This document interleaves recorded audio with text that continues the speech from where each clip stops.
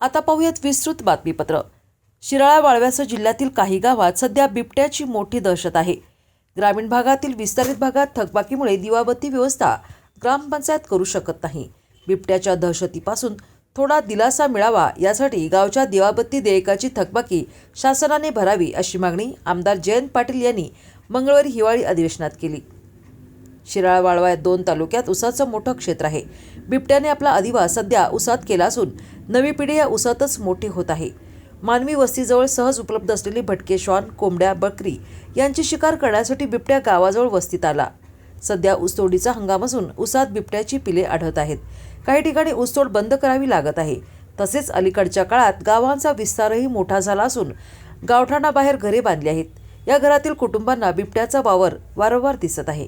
भटके श्वान, कोंबड्या, बकरी यांची शिकार करण्यासाठी रात्री अपरात्री बिबट्या मानवी वस्तीत येत आहे। मात्र बऱ्याच गावातील मूळ गावठाणातील वीज देयके थकीत आहेत।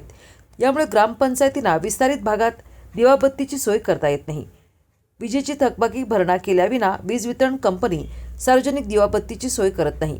वाळवा तालुक्यातील अनेक ग्रामपंचायतीची दिनांक 1 एप्रिल 2012 पासूनची विद्युत वितरणची थकबाकी 8.45 कोटी आहे।